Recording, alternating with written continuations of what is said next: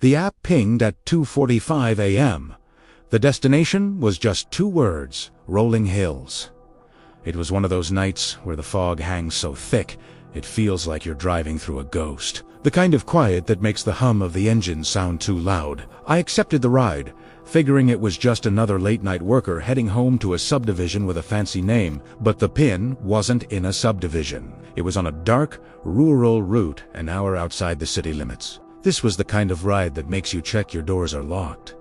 The kind you remember. I pulled up to a dimly lit street corner, the only light coming from a flickering lamppost that buzzed like a trapped insect. A man stepped out from the shadows. He was older, maybe late 60s, wearing a simple, clean coat that looked out of place for the damp weather. He opened the back door of my Camry, the dome light revealing a face etched with a deep, quiet exhaustion. He got in without a word. The air in the car instantly changed. It got heavier, colder. He just sat there, staring straight ahead, his hands folded neatly in his lap. I glanced at the rearview mirror. His eyes weren't looking at the road. They were looking through it. "Evening," I said, trying to break the silence. "E gabe slow, deliberate nod." I confirmed the destination. Rolling Hills. Correct.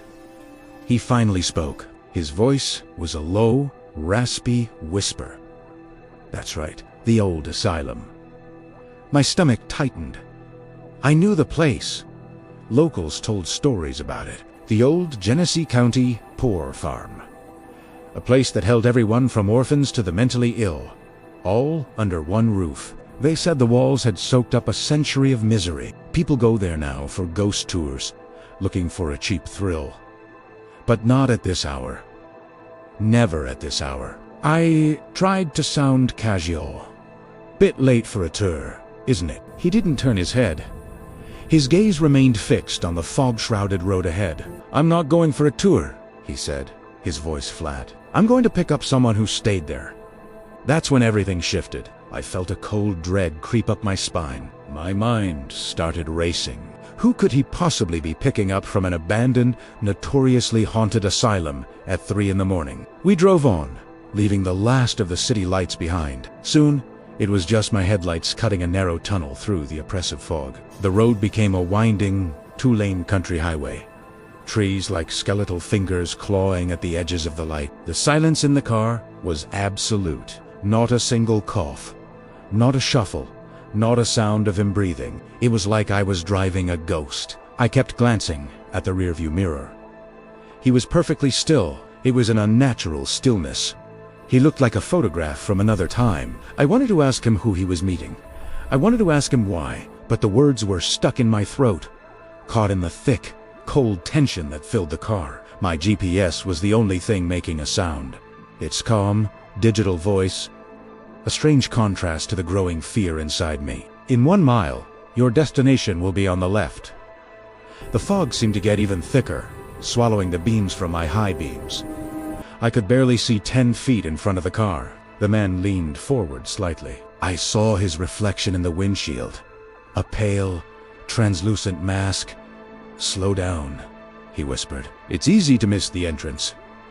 I eased my foot off the gas, the car gliding almost silently along the wet asphalt. And then I saw it. 2 crumbling stone pillars, half swallowed by overgrown ivy, marking a gravel driveway that disappeared into the blackness.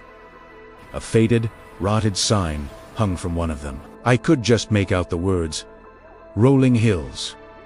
I turned the car onto the gravel path. The crunching of the tires was the loudest sound I'd heard in an hour. The main building loomed out of the fog, a massive, dark silhouette against the gray sky. It was a monster of a place, windows like vacant eyes staring out into the night. It felt wrong. Every instinct in my body was screaming at me to turn around, to floor it and get out of there. But I kept driving, crawling toward the designated drop-off point in the empty, desolate parking lot. I pulled to a stop in front of the main entrance. The place was dead. No lights, no cars, no signs of life, just the wind whistling through the broken panes of glass. "We're here," I said, my voice shaky. The man didn't move. He just stared at the asylum's front door. "She's waiting," he said. So quietly, I almost didn't hear him. He finally turned his head and looked at me for the first time. His eyes were pale, almost colorless, and they held a sadness so profound it felt ancient. "Thank you," he said. He opened his door and stepped out into the fog. He didn't slam it, he just gently clicked it shut. I watched him walk toward the massive, dark building. He didn't hesitate. He walked with a strange purpose, as if he'd walked this path 1,000 times before. He reached the heavy oak doors and just disappeared. He didn't open them. He didn't push. One moment he was there, a solid figure in the fog, and the next, he was gone. It was like the night just swallowed him whole. I sat there, my heart pounding against my ribs, the engine idling. I couldn't process what I had just seen. My hands were shaking so hard I could barely grip the steering wheel. I looked at my phone to end the trip.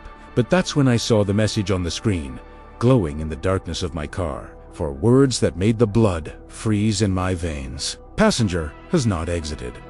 The app still showed him in my back seat. The trip was still active. He spun around my eyes, frantically searching the empty back seat.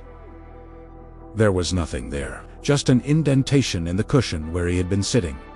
The air was still cold. I tried ending the trip again.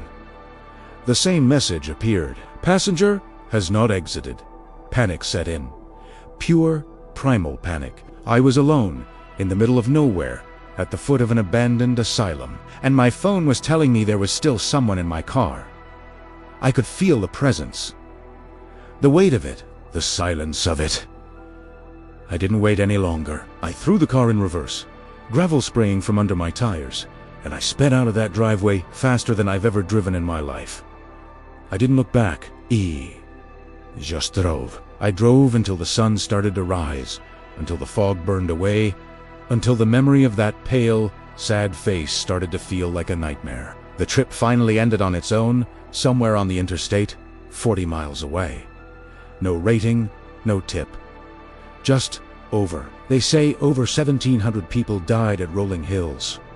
Many were buried right there on the grounds, in unmarked graves. Sometimes, late at night, when it's quiet and the road is empty, I still check my rearview mirror, half expecting to see him sitting there, silent, waiting. Some people say the dead just want to go home. But what if they just want someone to pick them up? What if they're still waiting for their ride? The night is full of stories, and some of them, they ride with you.